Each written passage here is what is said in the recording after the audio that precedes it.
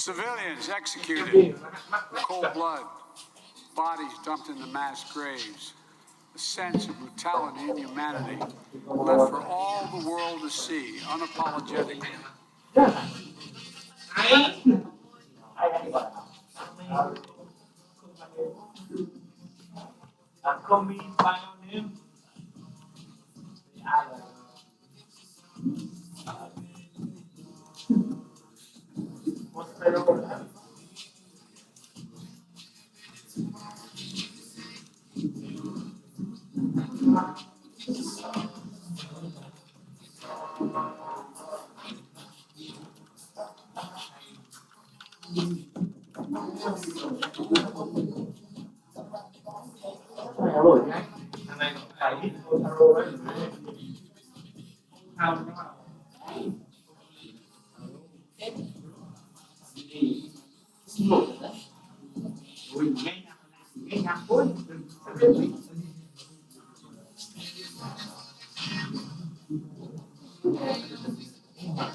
Em nhớ trong một hình ảnh ăn to nữa.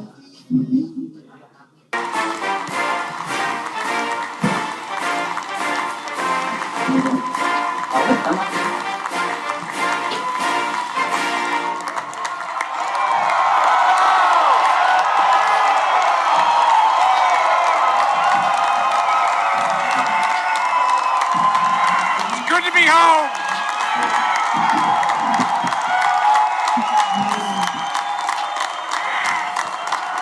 Whoa.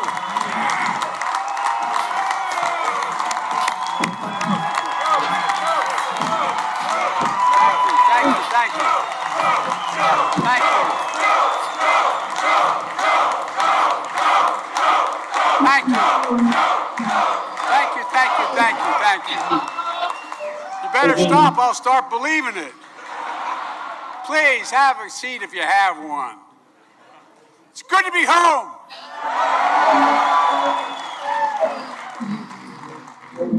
You know, I look out there and I see an awful lot of you, as they say in Claymont, Delaware, who brung me to the dance.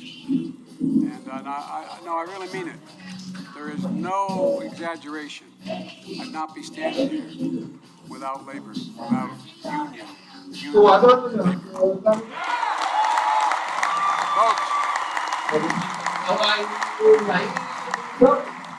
as we used to say when I was a senator, if you excuse a point of personal privilege, before I turn to my main remarks, I'd like to briefly address the horrifying report of the atrocities taking place in Ukraine and the steps the United States is taking to respond in close coordination with our allies and our partners.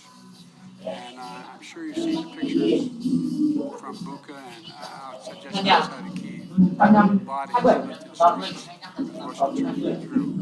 Some shot in the back of the head with their hands tied behind their backs. Civilians executed. Cold blood. Bodies dumped into mass graves. A sense of brutality and inhumanity left for all the world to see unapologetically.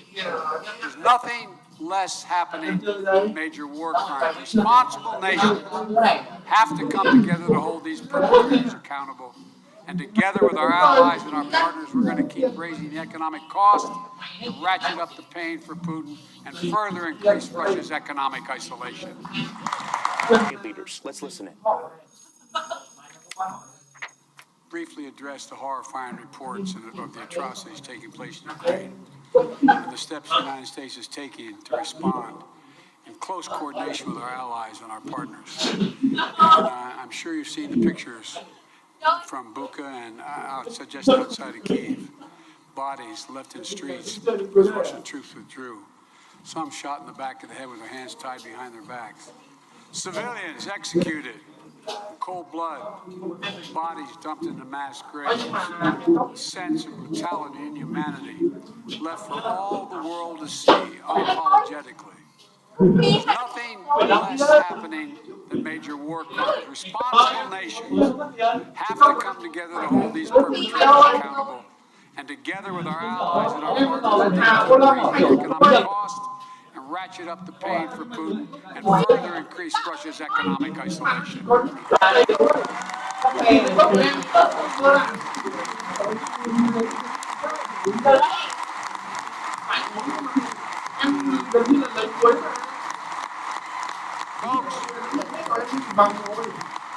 steps already taken are predicted to shrink Russia's domestic product by double digits this year alone. Just in 1 year, our sanctions are likely to wipe out the last 15 years of Russia's economic gains. And because we've cut Russia off from importing technologies like semiconductors and encryption security and critical components, quantum technology that they need to compete in the 21st century, we're going to stifle Russia's ability and its economy to grow for years to come. Folks, this is the United States. We're taking additional steps in lockstep with our allies and partners to raise the economic pressure on Putin. First, the United States will impose full blocking sanctions on Sberbank, by far the largest financial institution in Russia, and Alfa Bank, its largest private bank. We're locking down any accounts, any funds that those banks hold in the United States. They'll not be able to touch any of their money.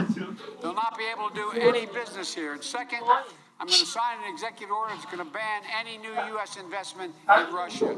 More than 600 private sector companies.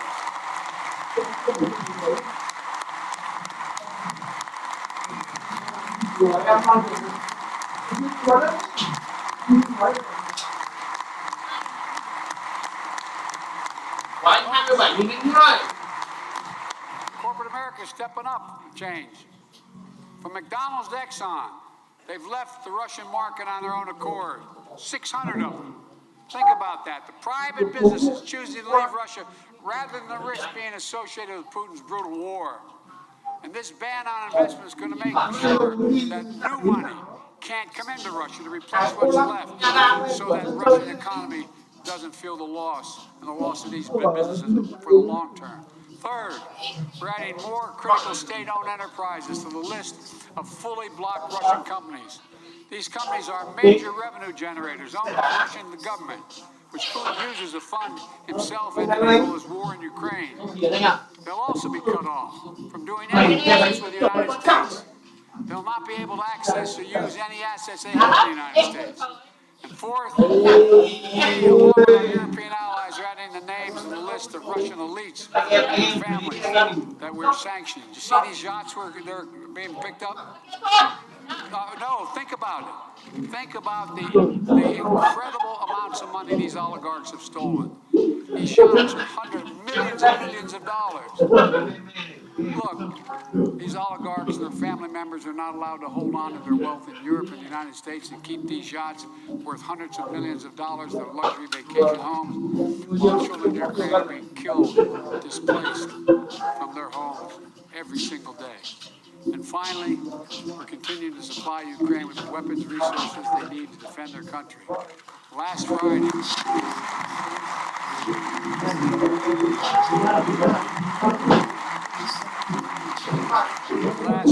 we announced millions in funding to procure new equipment for Ukraine, advanced drones, laser-guided rocket systems. Yesterday, I signed another package to send more Javelin missiles, those shoulder-mounted missiles that can take out tanks and armored vehicles. We keep getting an uninterrupted supply to the Ukrainian military. You know, we won't be able to advertise every piece of security we give because our allies and partners are supplying to Ukraine through us. Advanced weapons and ammunition are flowing in every single day. And as you may have seen yesterday on television, when the Secretary of Defense was being cross-examined by one of our, how can I say it, our congresspersons, saying, "What have you done?" And he basically looked at him and said, "What the hell do you think you've done? Why do you think you're able to fight? We've trained them and we've given them the weapons." That's what's happening. Look.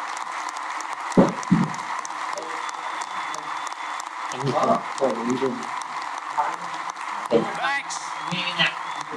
The bravery, the grit, and the fighting spirit of the Ukrainian people, Russia has already failed in its initial war aims. Russia wanted to take Ukraine's capital city, Kyiv, and topple its democracy and elected government. Today, Kyiv still stands, and that government still presides. This fight is far from over.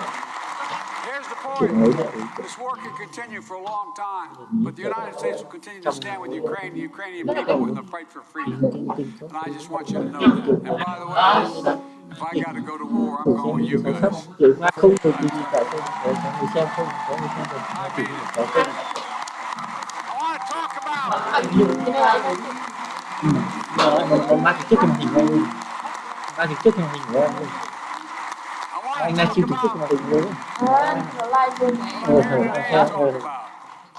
You women and men in the American Union movement. All right, we've just been listening to President Biden as he puts more pressure on Russian leader Vladimir Putin, announcing today that they're going to elevate full sanctions on Russia, essentially freezing all business with Russia's two largest financial institutions, Sberbank and Alfa Bank, and also announcing a ban on no new investments in Russia as well. I want to get right to Chief White House Correspondent Peter Alexander. And Peter, I want to ask you, this was not only political, it's not only financial, it also got personal for members of Vladimir Putin's family. Yeah, that's exactly right, Tom. As we have heard from this president and are hearing from the White House now, this new round of sanctions comes in response to what administration officials here describe as the sickening brutality of Vladimir Putin and the Russians. And that's why today, for the first time, we heard from President Biden that they will be sanctioning the two adult daughters of Vladimir Putin, effectively cutting them off from the U.S. financial system and any assets they may have in the West. The U.S. is working in conjunction with the G7 and the European Union on this. But it's not just Vladimir Putin's daughters. They're also targeting his inner circle, including the foreign minister, Sergei Lavrov, Russia's top diplomat, his wife and his daughter, as well as blacklisting those members of the Russian Security Council. As we've heard over the course of the last several days from this White House, it is going to take time for all of these sanctions to really have an impact, but they say they are already witnessing that impact happening right now, as the president just detailed, with the goal being, according to an administration official,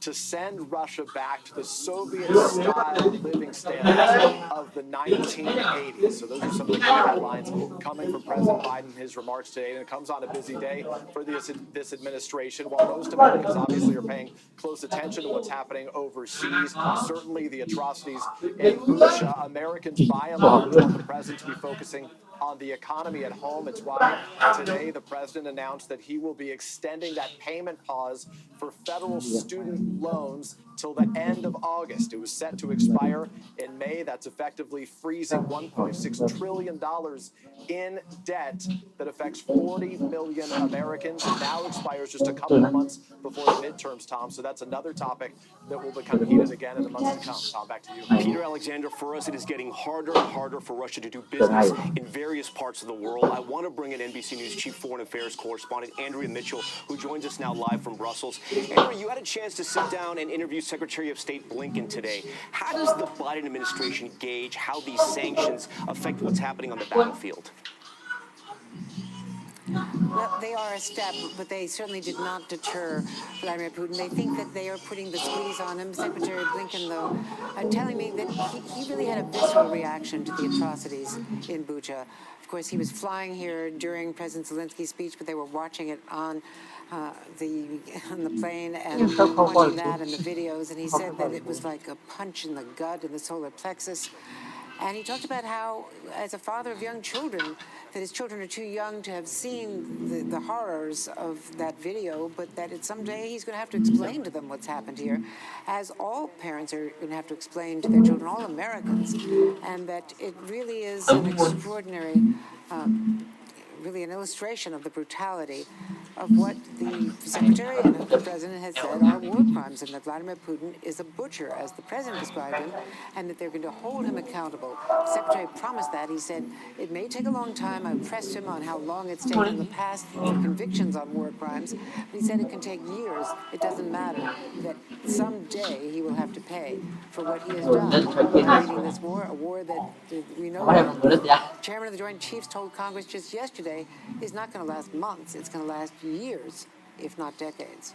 And all of this coming on the news that Russian forces are retreating, at least for now, out of the cities of Kyiv and Chernihiv. Andrea, we thank you for your reporting. These latest sanctions, as President Biden mentioned, are in response to the atrocities Russia is accused of committing in towns that, until recently, held in Ukraine.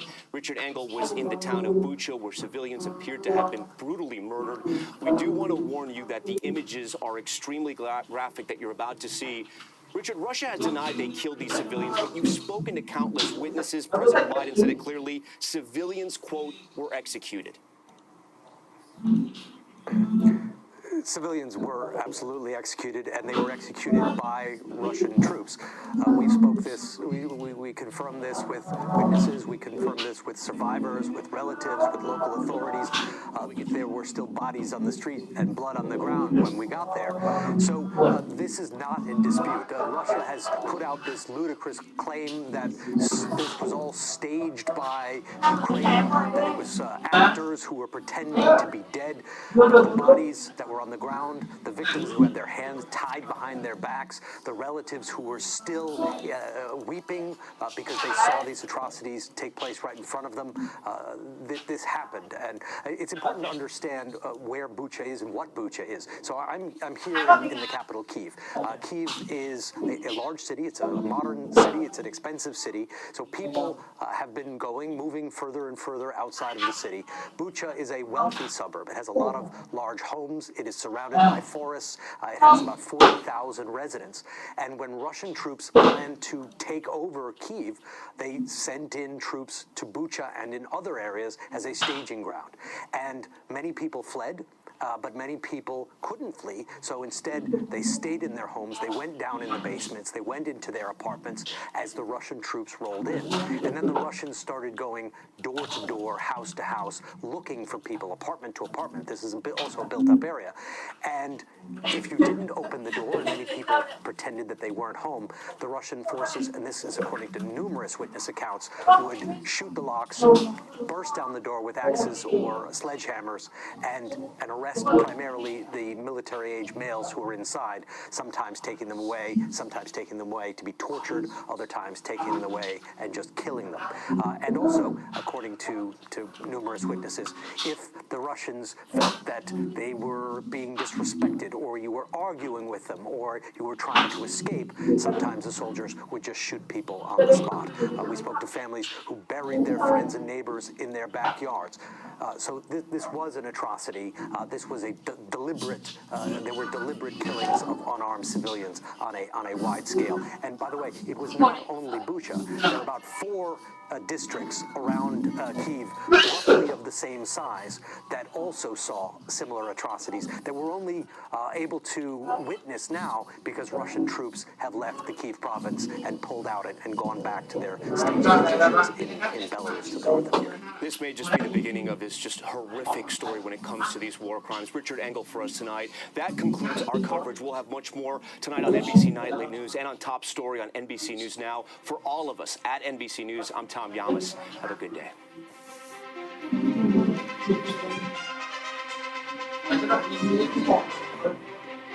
Creating jobs as good as the jobs the folks dug those wells got paid in the first place. Same folks. Folks, nearly $17 billion for ports, waterways, and dams. 700 projects already announced across 50 states. $52.5 billion for highways and road repairs this year. $5.4 billion for bridges this year. The I-5 bridge over Columbia River in Washington State. The I-95 bridge in West Haven, Connecticut. The Jefferson Highway. US 61 East Baton Rouge Parish in Louisiana. The list goes on. Not only that, we're getting rid of poisonous lead pipes in 10 million homes and 400,000 schools and child care centers.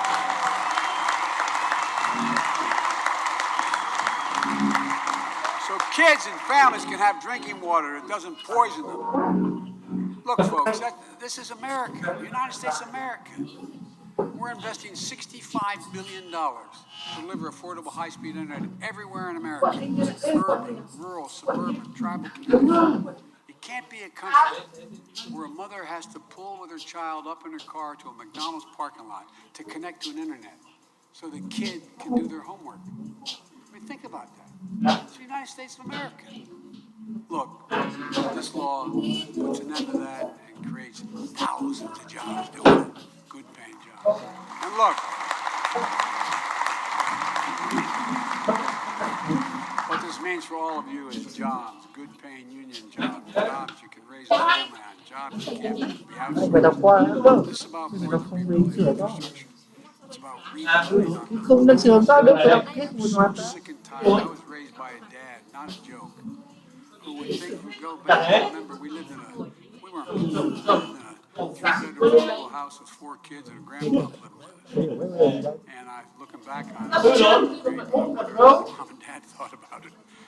Because, and I remember one night, true story. Remember on my headboard, there was a bunk bed I was in. We had 2 sets of bunks in our room. And one was up against the wall to divide it between my mom's bedroom and ours. And I could tell my dad was restless. I could hear him. And I asked my mom the next morning, what was the matter? He said, he just found out we lost our insurance. We lost our insurance. Well, guess what? You millions of people from losing their insurance. Unions built on that class.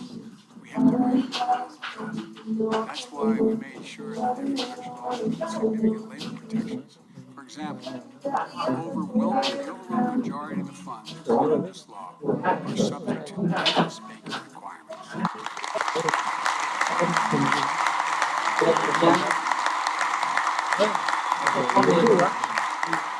And by the way, as you may remember, when President Obama asked me to do the Recovery Act back in our administration, the previous one, I didn't do any you guys didn't do. They wanted the money, they had to show that they were doing it and paying a prevailing wage. As you know, that means folks who are rebuilding the country are going to earn a prevailing wage now. And by the way, the Labor Department, led by a proud former president of the Labor's Union 223,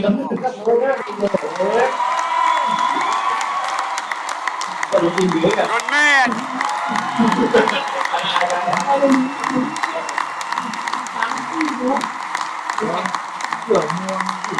If I'm in a foxhole, I want Marty next to me. Look, he recently proposed a new regulation to strengthen competition. Another thing the law does is help expand registered apprenticeships. Wouldn't it wonderful what businesses don't where it will be the apprentice? Great, generous thing for them to do early on.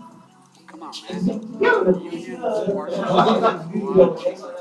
partners, that matters.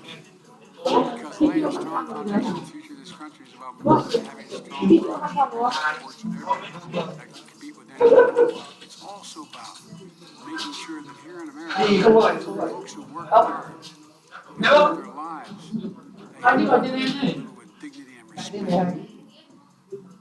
That's what unions are about. Providing bust their neck.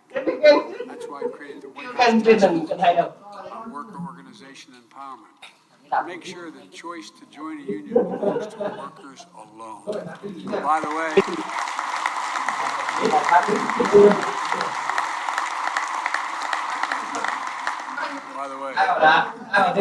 here we come. Watch.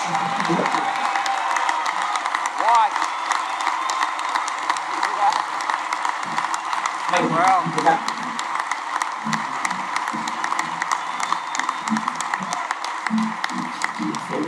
it's why I called on Congress to finally pass the PRO Act and send it to my desk.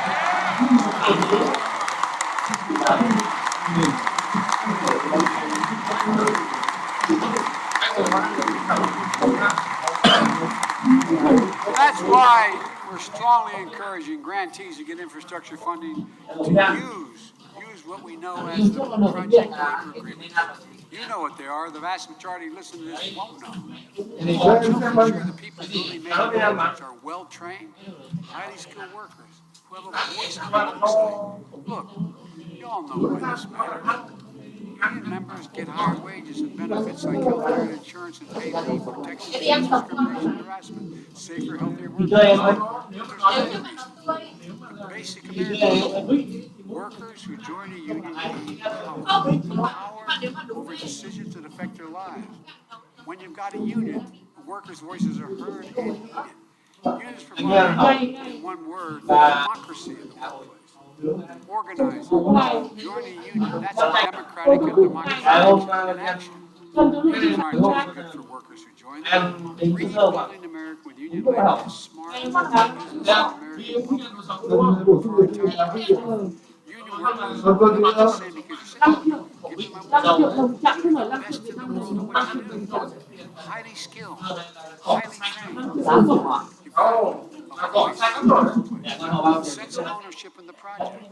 When union workers are on the job, projects are completed efficiently and completed professionally. It's good for the American taxpayer. It's good for families in every neighborhood where infrastructure projects are underway. And so we're going to keep investing in unions.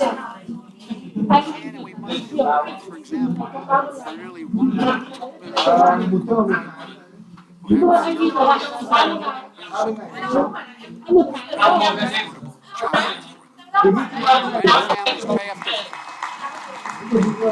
in this city, in other major cities, they have up to $14,000 a year for one child. When I got to the Senate, November 17 and December 18. Tractor trailer broadside into my we're supposed to make it. My boys didn't make it. Everybody thinks I get it every day.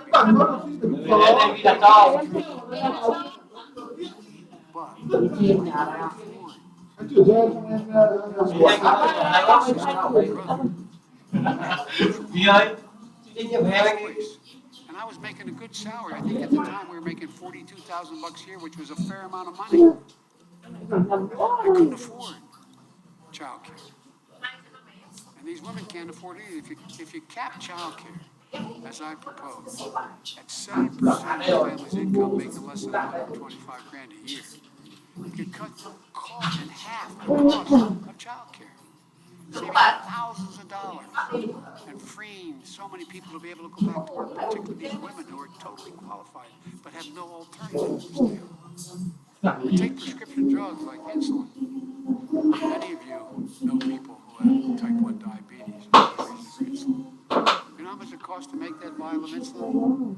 $10, T-E-N, $10. But you see families paying, on average, over $641 a month for that insurance, up to $1,000 a month. Think about those 200,000 kids out there, maybe some of your children who have type 1 diabetes. Think about who looks at their child, doesn't have insurance, doesn't have the cash. Để bài này đã phù hợp với niềm đau khóc. No idea how we're going to pay for what we need so desperately. Not only puts the child's life in jeopardy, it strips you of dignity. How can you look at your children knowing they need this, but there's no way you don't qualify for it because you're making some money? It's easy. We can cap insulin at $35 a month. They'll still make 350% profit. Look, there's so much money in Medicaid. Be able to do what they do. Those are your veterans. They negotiate. Chuẩn đấy. Veterans Administration negotiates Medicare for the price they charge. We still make a lot of money. Ok ạ. Anh giúp em xin đáp chụp. We can do it all without inflation. We don't have to believe me about that. 17 Nobel laureates in economics in the last 6 months wrote to me independently. I said, guess what? If you do what you're talking about, it will not only not increase inflation, it will reduce the impact of inflation. We can do this without raising a penny in taxes on anyone making under $400,000. We have to do. All we have to do is ask the wealthiest Americans, the major corporations, to pay Kiếm cây về. Really? Not a joke.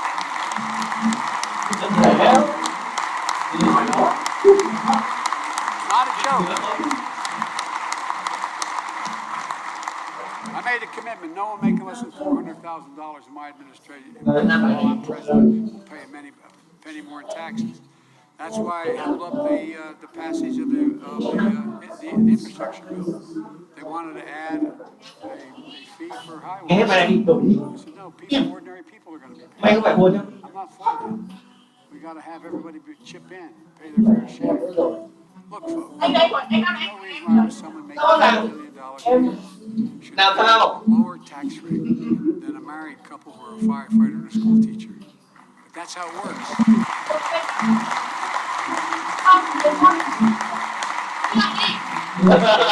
For real. There's no reason why 55 companies, 500, zero in federal income tax. $1 billion. Zero. You go out and make $1 million or $1 billion, go at it. But for God's sake, chip in and pay your fair share. Tức là cái gì đấy nhá, anh thì mà hai người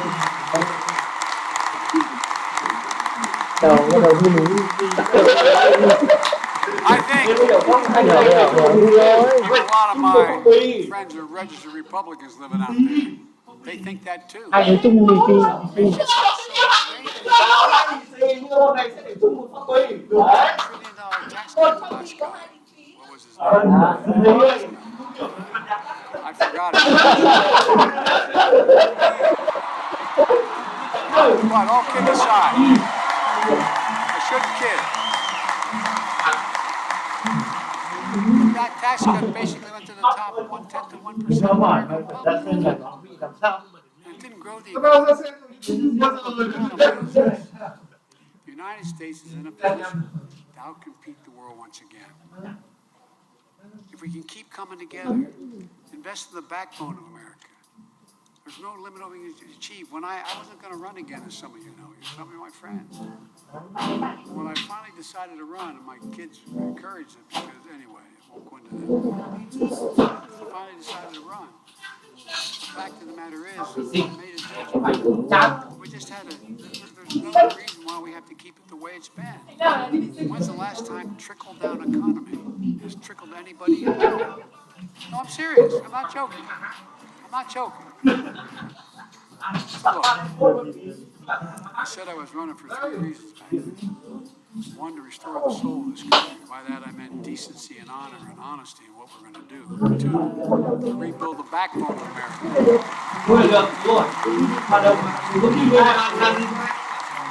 To rebuild the backbone of America, which is the middle class and working people. Two, and three, to try to unify the country. That's been the hardest thing so far. Not a joke. We're going to get there because you can't have a democracy function unless you can generate consensus. You ultimately have to unify. Areas I sometimes get. So look, America, this is the America's always counted on workers. Just have a chance. Never, ever, ever. You'll never let the country down. Count on you again. You can count on me fighting for you, I promise you. Folks, let's continue giving working families a fighting chance. Let's face the challenge ahead. And let's keep building a better America. One last thing. We're announcing today an investment through the infrastructure bill, the largest investment in public transit in American history, $20.5 billion. It's going to accomplish two big things. Create more good union jobs using products made in America and reduce pollution at the same time while making it safe and easy for folks to get to work. Let's keep going. Let's keep building. Let's keep it on the way. Thank you, thank you, thank you. May God bless you. May God protect our troops. Thank you. Thank you. History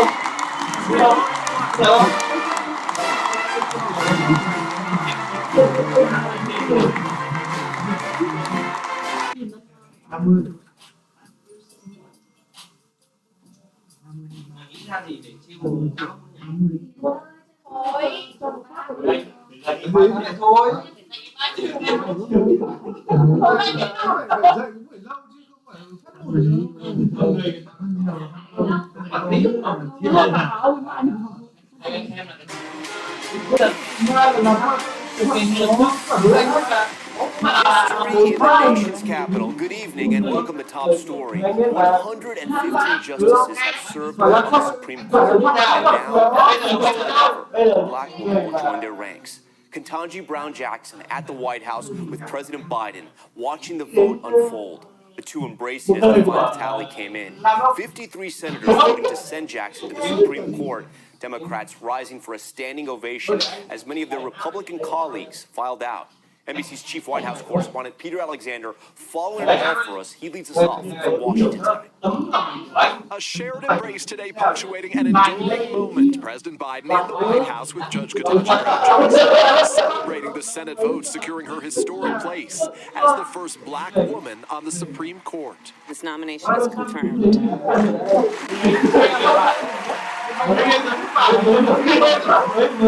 Now, for the first time, the court will include 2 black justices and 4 women, though the conservative court's ideological veins will not change. A day like today that is so historic and so important for so many reasons, and I do believe is a very important statement about who we are as a nation. Jackson's confirmation bipartisan, with 3 senators joining all 50 Democrats. After 99 votes were cast, a 16-vote lawmakers growing restless, waiting for Republican Rand Paul to arrive late.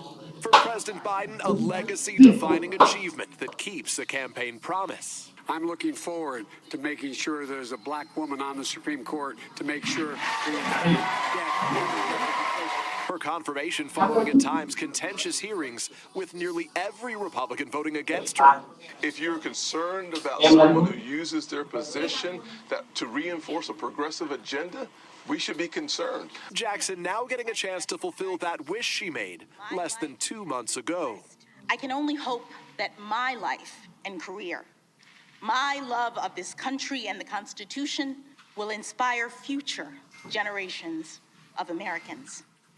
All right, Peter Alexander joins us now. Peter, we know the White House will host an event celebrating Judge Jackson's confirmation tomorrow. How quickly after that will she start to get to work? Yeah, that's right, Tom. Judge Jackson is going to join the president and the vice president here at the White House, 12:15 Eastern Time on the South Lawn. They're all expected to make remarks.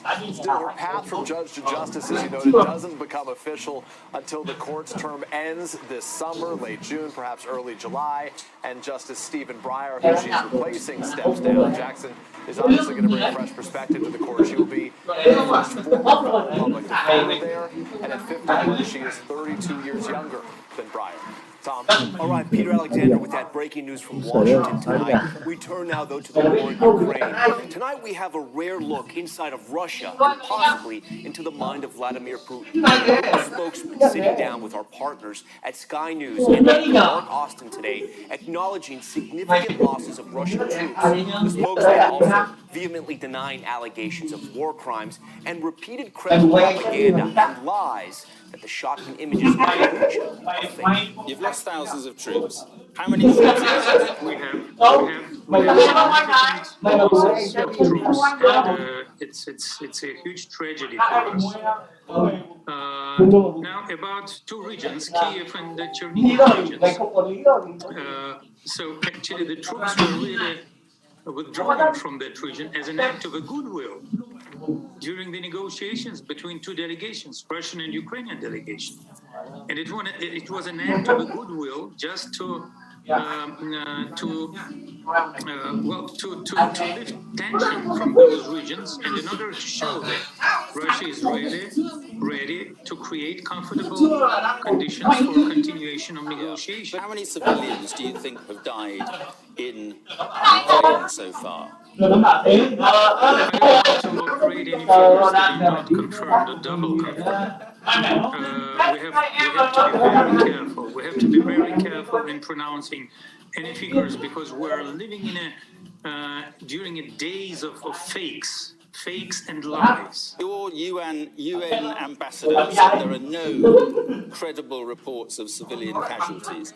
And as regards Bucha, according to your Ministry of Defence on April the 3rd, and I quote, not a single local resident has suffered from any violent action while Russia was in control. I mean, do you really expect the world to believe that?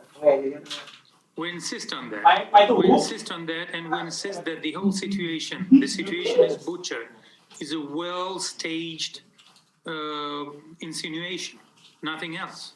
You deny that that happened. You're denying it's happened, and you're saying it's being faked, basically. It's some sort of conspiracy. Is that right? We deny that Russian military can have something in common with these atrocities and with dead bodies that were shown on the streets of Bucha. Does Mr. Putin worry about ending up in a war crimes court? No, he's not. Have you talked to him about that? Does he realize that it's a possibility? Well, we don't see any possibility for that. But you have spoken about it, have you? We've read lots of reports coming from various countries, politologists and so-called specialists in Russia discussing such a possibility. We would not consider this possibility to be realistic. Russian troops are moving east, providing some relief to cities like Kyiv.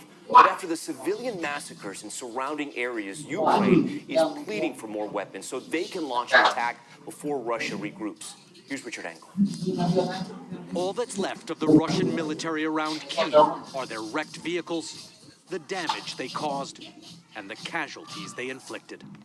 All Russian forces have pulled back from the capital, and as they receded, life here today returned. People out, listening to music, soldiers taking a break, Ukrainians doing what's been so rare these days, smiling.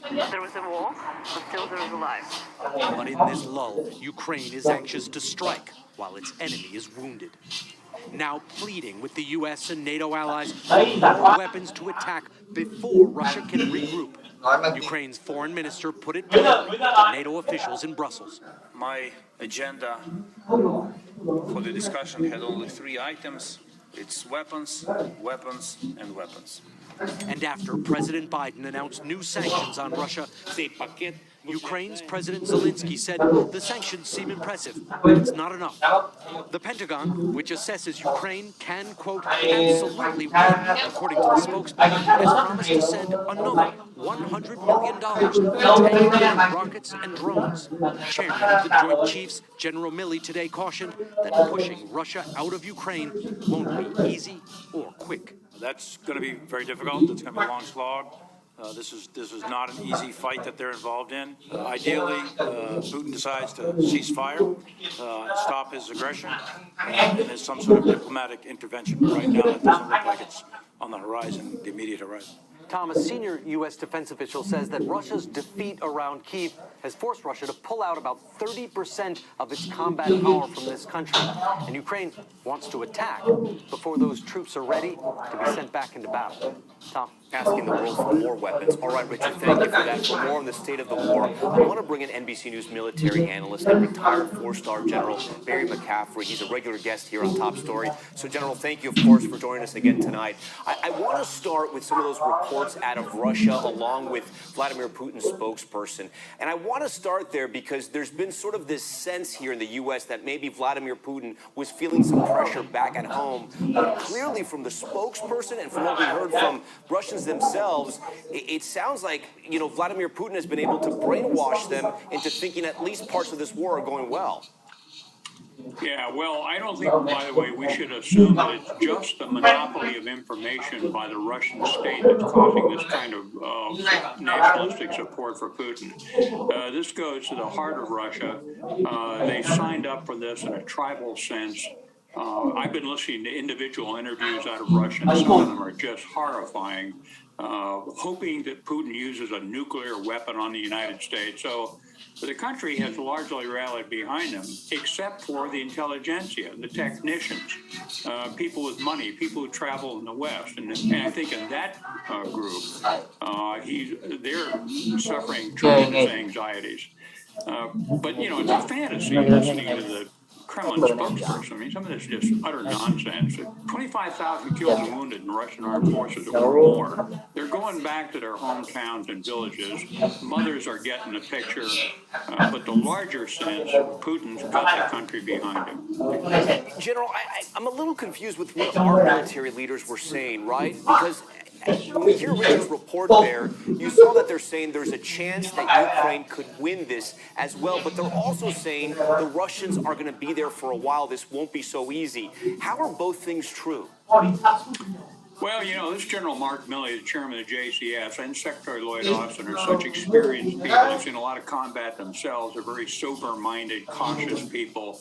I think the assumption going in, which I share, is that the Russians will never leave unless they are forced by military power. So the diplomatic discussion in Turkey and elsewhere are just an artifice to further their aims on the battlefield. The Ukrainians give them a tactical defeat in defensive warfare in the cities.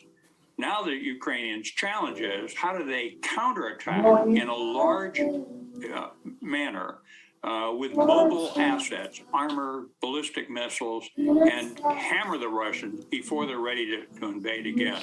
But I don't think the Russians will ever willingly leave the eastern region or the Crimea.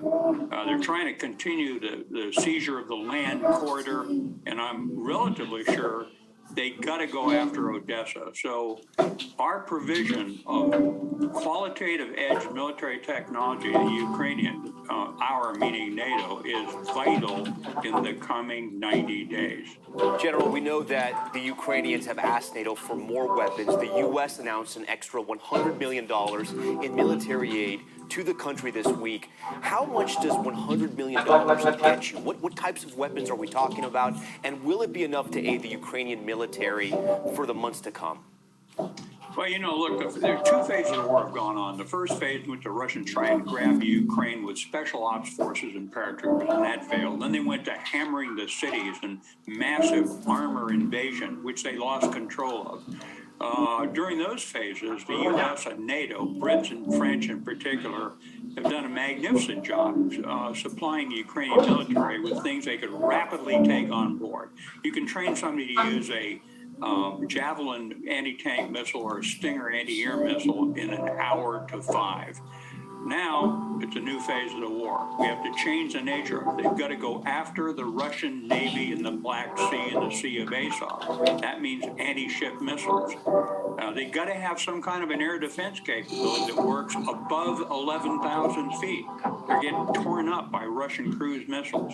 And I think we have to provide them with things like not just Switchblade, but M1 tanks, not ancient T-72 Russian tanks, but something with a qualitative edge. They're struggling to take this into account. Tom, we've got to remind ourselves, at the height of the Iraq War, we were spending $9 billion a month.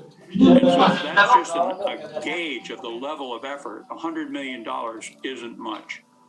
It's an incredible point. General McCaffrey, as always, thank you for joining Top Story. We want to turn now to a headline that is straight out of Hollywood, and a lot of people are talking about it.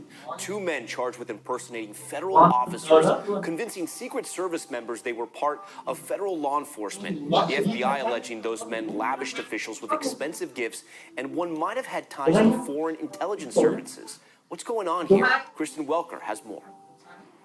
Tonight, the Secret Service scandal rocking the Capitol. 2 Washington, D.C. men charged with impersonating federal agents for over 2 years. One of them now telling authorities he has ties to Pakistani intelligence. According to the FBI, Aryan Taherzadeh and Haider Ali convinced government officials, including Secret Service agents, they were Department of Homeland Security employees, claiming they were involved in undercover gang and January 6th investigations. Some of those agents assigned to the White House, including one of First Lady Jill Biden's protective detail. According to court documents filed by the FBI, Taherzadeh lavished Secret Service members and one DHS agent with hundreds of thousands of dollars worth of gifts, including rent-free luxury apartments, each worth more than $3,000 a month in rent, iPhones, surveillance systems, and a flat-screen television. How could U.S. Secret Service agents and perhaps other federal agents fall for this scam? 4 Secret Service agents now placed on leave. The Secret Service saying in a statement, quote,